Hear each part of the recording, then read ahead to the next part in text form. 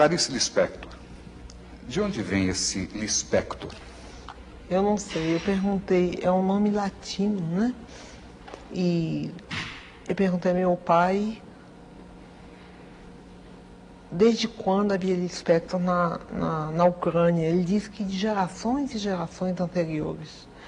Eu suponho que o nome foi rolando, perdendo algumas sílabas e se transformando nessa coisa que parece uma coisa lis no peito, em latim, flor de lis. Quer dizer, é um nome que quando eu escrevi meu primeiro livro, Sérgio Millier, eu era então completamente desconhecida, é claro. Sérgio Millier diz assim: essa escritora de nome desagradável, certamente um pseudônimo. E não era meu nome mesmo. Você chegou a conhecer o Sérgio Millier pessoalmente? Nunca. Porque eu publiquei meu livro e fui embora do Brasil para viajar, porque eu me casei com um diplomata brasileiro. De modo que eu não conheci as pessoas que escreveram sobre mim, eu não conheci. Clarice, seu pai fazia o que profissionalmente? Representação de firmas, coisas assim. Quando ele, na verdade, dava, era para coisas de espírito. Há alguém na família Lispector que chegou a escrever alguma coisa? Bom, eu soube ultimamente, para minha enorme surpresa, que minha mãe escrevia. Não publicava, mas escrevia. Eu tenho uma irmã, Elisa Lispector, que escreve romances. E tenho uma irmã chamada Tânia Kaufmann, que escreve livros técnicos. Você chegou a ler as coisas que sua mãe escreveu? Não, eu só soube há poucos meses. Mas não teve condições de ler? Não, eu soube a informação de uma tia. Ele sabe que sua mãe fazia um diário e escrevia poesia, eu fiquei bobo.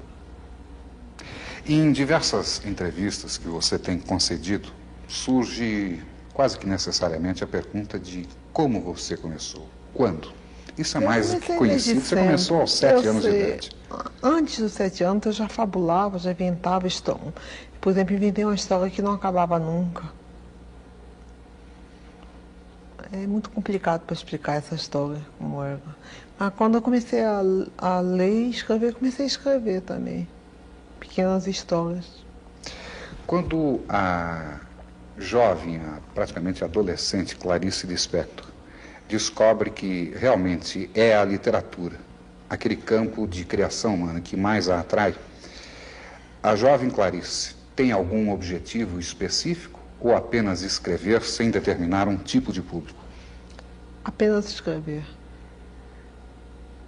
Você poderia nos dar uma ideia do que era a produção da adolescente Clarice Lispector?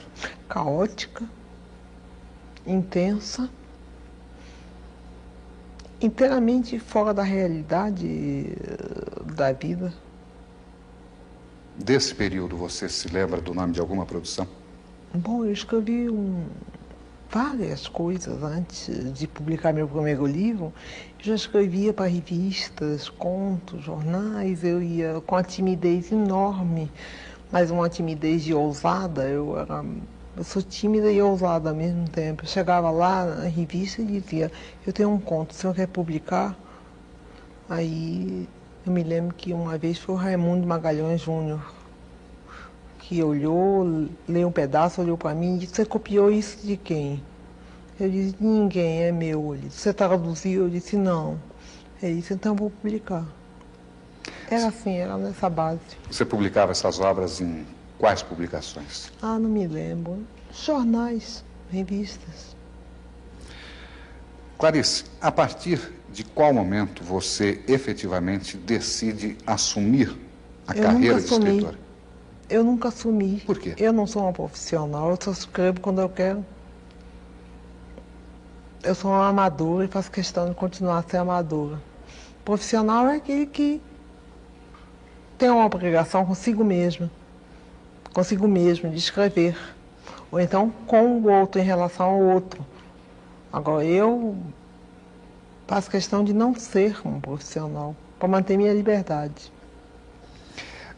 A sua produção ocorre com frequência? Ou você tem períodos de produzir intensamente? Tem período de produzir intensamente e tem períodos hiatos, em que a vida fica intolerável. Esses hiatos são longos ou não? Dependem, pode ser longos, e eu vegeto nesse período. Ou então eu, para me salvar, me lanço logo numa outra coisa. Como, por exemplo, acabei a novela, estou meio oca, então estou fazendo a história para criança. Como é que você explica a Clarice Lispector voltada para a literatura infantil? Eu não sei, começou com meu filho, quando ele tinha 6 anos de idade, 6 não, 5, me ordenando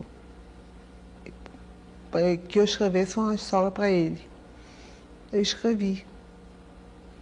Depois guardei e nunca mais liguei. Até que me pediram um livro infantil e eu disse que eu não tinha, inteiramente esquecida daquilo.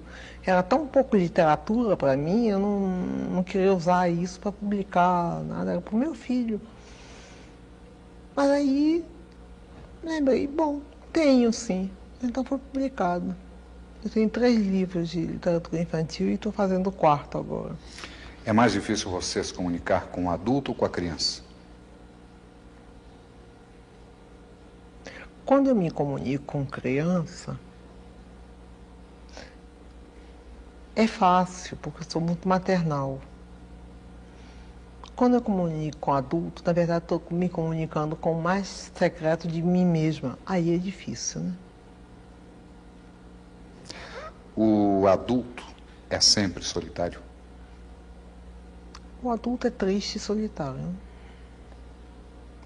E a criança? A criança tem a fantasia, né, solta. A partir de que momento, de acordo com a escritora, o ser humano vai se transformando em triste e solitário?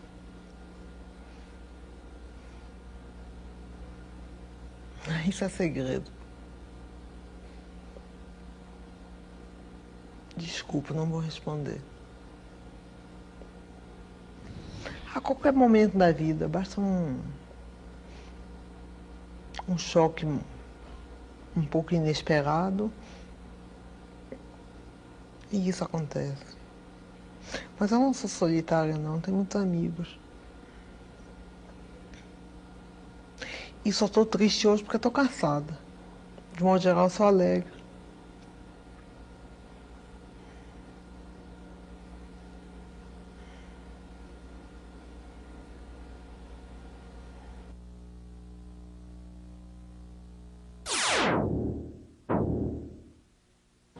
Rilke, em seu Cartas a um Jovem Poeta, respondendo a uma das missivas, perguntava ao jovem que pretendia se tornar escritor: se você não pudesse mais escrever, você morreria? A mesma pergunta eu transfiro a você. Eu acho que enquanto não escrevo, eu estou morta. Esse período é muito duro, o período entre um trabalho e outro. E ao mesmo tempo é necessário para haver uma espécie de esvaziamento da cabeça, para poder nascer alguma outra coisa. Se nascer, é tudo tão incerto. Clarice, como é que você escreve seus trabalhos? Existe algum horário específico? Em geral é de manhã cedo, né? São as minhas horas preferidas, são as da manhã. Você acorda a que horas? 4h30, 5h já acordo. Fico fumando, tomando café, sozinha, sem nenhuma interferência. Quando eu estou escrevendo alguma coisa, eu anoto a qualquer hora do dia ou da noite, coisas que me vêm. O que se chama inspiração, né? Agora, quando eu estou no ato de concatenar as inspirações, aí eu sou obrigada a trabalhar diariamente. Você se considera uma escritora popular? Não. Por qual razão? Bom, me chamam até de hermética, como é que posso ser popular sendo hermética? E como você vê essa observação que nós colocamos entre aspas, hermética? Eu me compreendo. De modo que eu não sou hermética para mim. Bom, tem um conto meu que eu não compreendo muito bem. Que conto? O Ovo e a Galinha. Entre os seus diversos trabalhos, sempre existe, isso é natural, um filho predileto. Qual é aquele que você vê com maior carinho até hoje?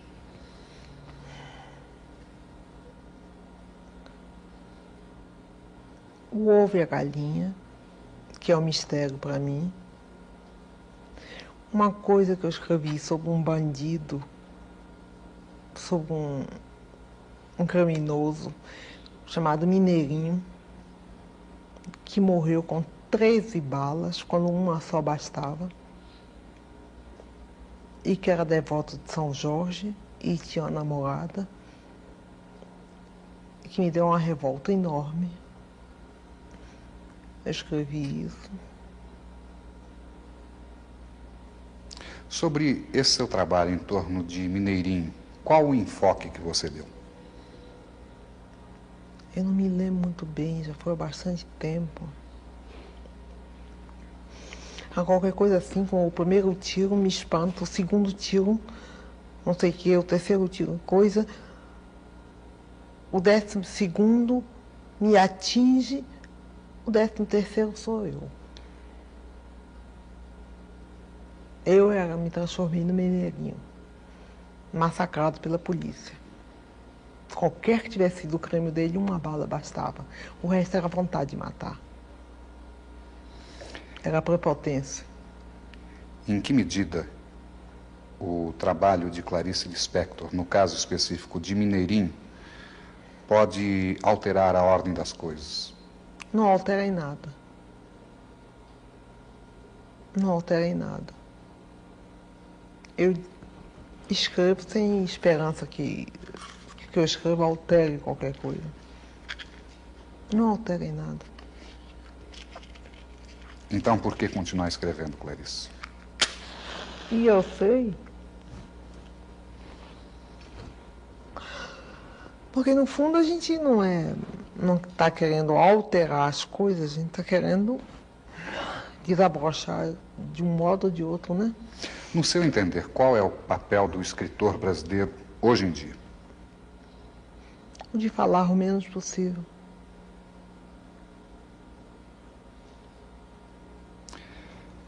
Você tem mantido contato com outros escritores brasileiros? Eventualmente. E mesmo, acredito, latino-americanos. Latino-americano. Quais aqueles que você acredita serem os mais significativos desse tempo atual? Eu prefiro não citar nomes porque eu vou esquecer alguns e vai ofender, vai ferir. Assim eu não cito ninguém. Mas aquele que a toque mais de perto, que lhe diga mais intensamente. Não falar nada. Clarice era uma mulher muito tímida, mas quando ela sentia amizade por alguém, como foi no meu caso, ou afinidade, vamos dizer assim, muito profunda, então houve, eu diria, desde esse primeiro instante em que nós nos conhecemos, uma abertura. Ela me contava, ou ela lia seus manuscritos, ou ela me pedia para anotar uma ou outra frase que lhe ocorria no momento em que ela não podia fazê-lo. Posteriormente, com o estreitamento dessa amizade e também a minha habilidade como datilógrafa, porque Clarice, depois de um certo tempo, ela dizia que sentia muita preguiça de datilografar, que não era hábito dela, né? Porque ela nunca escreveu, nunca fez manuscritos, ela sempre datilografava seus trabalhos. E, ultimamente, então, como eu dizendo, ela passou a não sentir vontade. Ela dizia que estava com preguiça, mas nós sabíamos, depois ficamos sabendo que era motivada pela doença, que ela desconhecia, que ela tinha, mas que já estava minando todo o seu organismo. Ela nunca pressentiu? Eu acho que não. Apesar dela, em quase todos os seus livros, ou pelo menos nos últimos livros, ela abordar muito a morte, quase como uma obsessão, não é? E falar muito em Deus, em êxtase, e descrever, inclusive, a morte, eu tenho a impressão que não. E eis que depois de uma tarde de quem sou eu, e de acordar a 1h da madrugada, em desespero, eis que às 3h da madrugada, acordei e me encontrei. Fui ao encontro de mim, calma, alegre, plenitude sem fulminação. Simplesmente eu sou eu, e você é você. É lindo, é vasto, vai durar. Eu não sei muito bem o que vou fazer em seguida, mas por enquanto olha pra mim e me ama. Não, tu olhas pra ti e te amas. É o que está certo.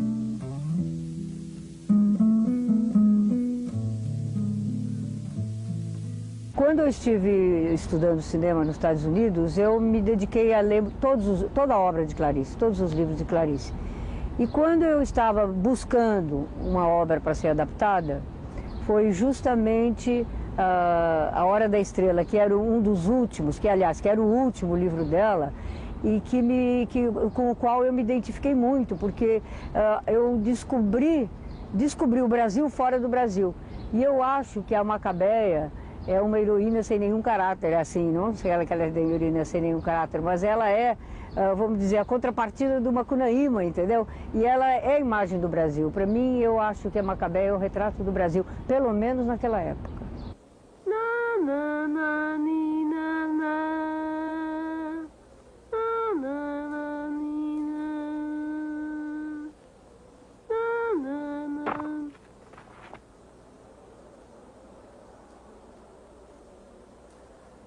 Chega, levante. Venha. Não, facadinha de nada, precisa não. Venha, levante. Ah! Vou te mostrar que é um olímpico, Macabeia. Ai, deve ser assim viajar de avião! Ai!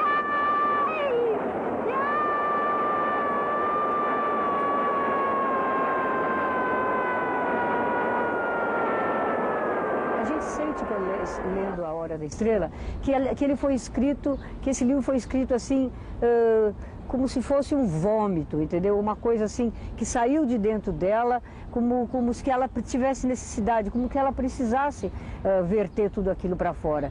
E, curiosamente, é o único livro da Clarice no qual ela toca o problema social do Brasil. Porque todos os outros livros dela são sempre viagens dentro dela mesmo, na classe média da qual ela foi a origem dela, e são muito mais problemas íntimos e devaneios psicológicos e emocionais, e esse não, esse daí tem isso tudo, mas ao mesmo tempo também tem um olhar sobre o problema social do Brasil. Uma das partes do livro que muito me atraíram, que me deixaram assim um pouquinho encucada pensando a respeito, foi justamente a parte da sequência da cartomante. Porque na sequência da cartomante, mesmo no livro ela cita isso, que a cartomante tinha errado, fez um erro ali. E aquela moça que tinha sido atendida antes da Macabeia e que saiu, inclusive no filme eu mostro ela descendo a escada toda acabrunhada, triste, entendeu?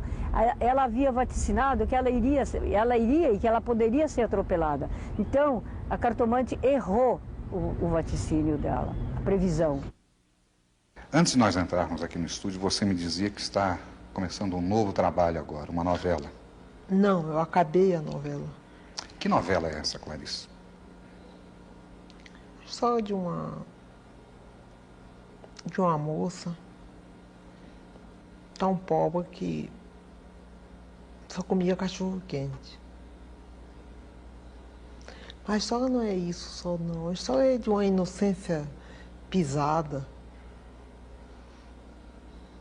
de uma miséria anônima. O cenário dessa novela é em É qual Rio local? de Janeiro, mas o personagem é nordestino, é de Alagoas.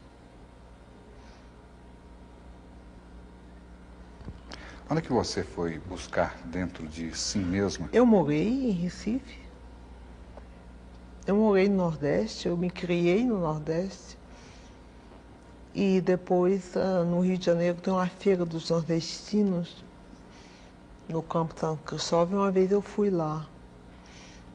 E peguei o ar meio perdido do nordestino no Rio de Janeiro. Daí começou a nascer a ideia de um... Depois eu fui a uma cartomante e imaginei várias coisas boas que iam me acontecer, e imaginei, quando tomei o táxi de volta, que seria muito engraçado se um táxi me pegasse, me atropelasse e eu morresse depois de ter ouvido todas essas coisas boas. Então daí foi nascendo também a trama da história.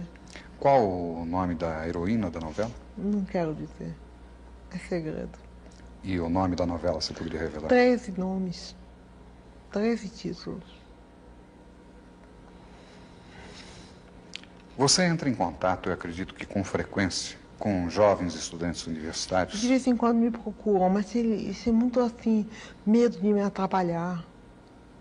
Eles têm muito medo de que eu não receba. Por qual razão? Eu não sei por quê. Mas aqueles que conseguem ou romper a Aí timidez, ficam perfeitamente à vontade comigo e tomam um café comigo e entram na minha casa e eu recebo como amigo. normalmente o contato do jovem estudante com você revela que tipo de preocupação? Revela uma coisa surpreendente, é que eles estão na minha. O que significa estar na sua? É que eu penso às vezes que eu estou isolada, e quando eu vejo, estou tendo universitário, gente muito jovem, que está completamente ao meu lado. Aí me espanta e é gratificante, né? Nós ouvimos com frequência de que as novas gerações pouco leem no Brasil. Você confirma isso? Bom, os universitários são obrigados a ler porque impõem a ele a obra, né? Agora eu não estou a par dos outros. De seus trabalhos, qual aquele que você acredita que mais atinja o público jovem? Depende inteiramente. Por exemplo, o meu livro A Paixão Segundo GH, um professor de português do Pedro II veio lá em casa e disse que leu 4 vezes o livro e não sabe do que se trata. No dia seguinte, uma jovem de 17 anos, universitária, disse que este livro é o livro de cabeceira dela. Quer dizer, não dá para entender. Isso aconteceu em relação a outros de seus trabalhos? Também em relação a outros dos meus trabalhos. Qual que você Ou se lembra toca agora? ou não toca. Ou, quer dizer, suponho que me entender não é uma questão de inteligência, e sim de sentir, de entrar em contato. Tanto que o professor de português e literatura, que devia ser o mais apto a me entender, não me entendia. E a moça de 17 anos lia e relia o livro. Parece que eu ganho na releitura, né, o que é um alívio. Você acredita que essa dificuldade é própria para apenas algumas camadas de nosso tempo e com novas gerações ela será entendida de imediato ou continuará? Não tenho a menor ideia. Não tenho a menor ideia. Eu sei que antes ninguém me entendia, agora me entendem. Aqui que você atribui isso? Eu acho que tudo mudou, porque eu não mudei, não. O que teria mudado, não fiz, Clarice? que eu saiba, eu não fiz concessões. Mas o que teria mudado nas pessoas que as levassem a compreender o seu trabalho? Eu realmente não sei. É uma pergunta que eu faço a você, porque eu não sei responder. Você discute muito com a Clarice Lispector, escritora? Não. Eu me deixo ser. E convivem em paz? Às vezes não em paz, mas... Normalmente, que tipo de problema a Clarice Lispector, escritora, traz a você? Às vezes o fato de me considerarem escritora me isola, Por qual razão? me põe um rótulo. E você acredita que as pessoas olhem para você através desse rótulo? Às vezes através desse rótulo. Tudo que eu digo é a maior bobagem, então é considerada como uma coisa linda ou uma coisa boba, tudo na base de ser escritora. É por isso que eu não ligo muito essa coisa de ser escritora, de dar entrevista e tudo. É porque eu não sou isso. Se essa é a tendência do público, qual você acredita que deva ser o perfil médio de seu leitor? Sabe que eu não sei? Você não tem ideia? Não. Você acredita que uma pessoa vá a uma livraria especificamente comprar um livro de Clarice Lispector? Parece que isso acontece. Eu sei porque às vezes me telefonam e me perguntam em que livraria encontra meu livro. Então eu sei que tem pessoas que vão procurar exatamente meu livro. É que no fundo eu escrevo muito simples, sabe? E será que as coisas simples hoje são recebidas de maneira complicada? Talvez, mas eu escrevo simples. Eu não enfeito. Na sua formação como escritora, quais aqueles escritores que você sente que realmente influenciaram, que marcaram? Eu não sei realmente, porque eu misturei tudo. Eu lia livro, romance para mocinha, livro cor-de-rosa, Folhetim. misturada com Dostoiévski. Eu escolhia os livros pelos títulos. E não pelos autores que eu não tinha conhecimento nenhum. Misturei tudo. Fui ler aos 13 anos Hermann Hesse, tomei um choque. O Lobo na Estepe. Ou da Estepe, não sei. Aí comecei a escrever um conto que não acabava nunca mais. Terminei rasgando, jogando fora.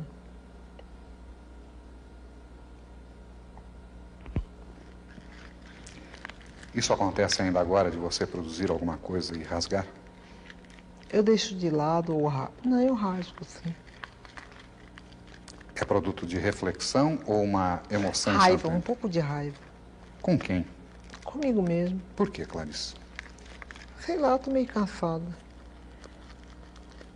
Do quê? de mim mesmo.